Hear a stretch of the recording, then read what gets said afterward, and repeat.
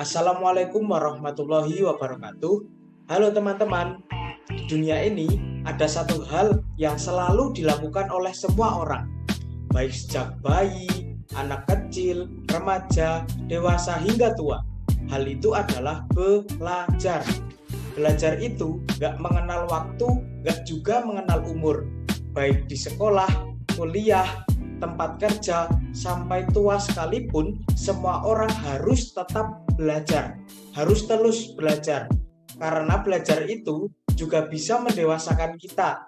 Tapi ingat loh, belajar itu nggak boleh sembarang belajar. Belajar juga harus dengan cara yang benar. Ada 3 hal yang harus kamu lakukan supaya kamu bisa belajar dengan cara yang benar. Yang pertama, mindset yang benar.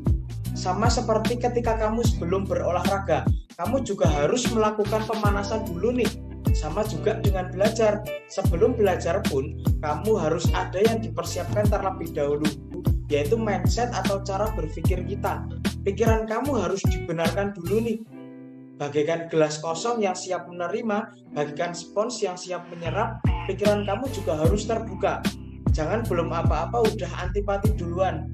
Jangan belum apa-apa kamu sudah memblok dan bilang, gampang, udah tahu. Kalau komentar kamu seperti itu loh, kamu juga nggak akan bisa untuk menerima semua pembelajaran yang akan masuk ke dalamnya. Kalaupun sudah tahu, itu jangan ditolak dulu, tapi harus dicerna dan diolah. Ingat, dengan mindset yang benar, maka kamu pun dapat belajar dengan cara yang benar. Yang kedua, waktu yang benar. Belajar itu juga butuh yang namanya waktu. Nggak bisa nih, semua dikebut dalam satu malam. Walaupun memang ada istilah SKS atau alias sistem kebut semalam, atau istilah the power of kepepet. Hal sama halnya dengan belajar. Belajar juga butuh yang namanya waktu. Pikiran kita pun juga butuh jeda untuk bisa mengolah dan mencerna semua hal yang ada. Karena sebenarnya belajar itu harus dijadikan sebuah habits atau kebiasaan. Sama seperti halnya analogi tentang mandi ataupun gosok gigi. Mungkin nggak sih kalau mandi selama 1 jam, 2 jam bahkan.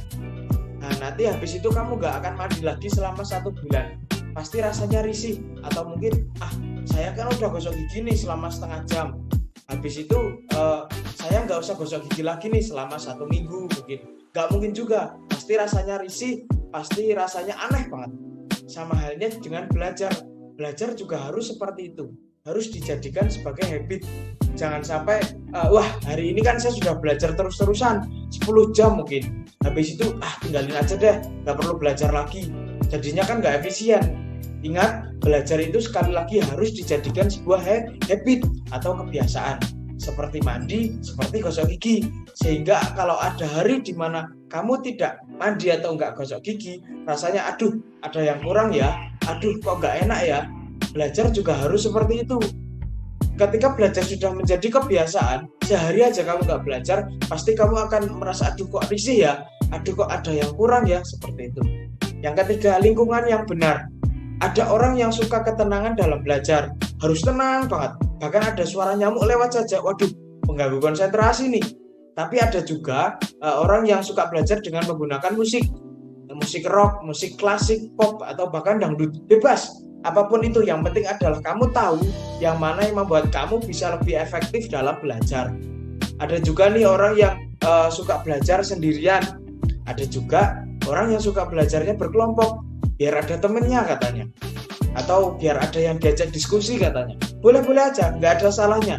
Nggak ada yang dipermasalahkan di sini. Yang penting kamu sendiri tahu apakah dengan cara itu pembelajaran kamu bisa lebih efisien atau tidak. Dan yang paling penting, apapun itu pastikan kamu sudah berada di lingkungan yang positif. Karena dengan siapa kamu bergaul saat ini, itu akan mempengaruhi masa depan kamu. Jadi ingat, itu 3 hal yang harus kamu ketahui. Jadi walaupun kamu suka belajar, nggak boleh sembarangan belajar. Ya, karena belajar juga harus dengan cara yang tepat agar materi atau pembelajaran yang disampaikan atau yang dipelajari dapat masuk dengan baik, dapat dipahami dengan baik. Oke, semoga bermanfaat. Sekian dari saya. Bye-bye. Assalamualaikum warahmatullahi wabarakatuh.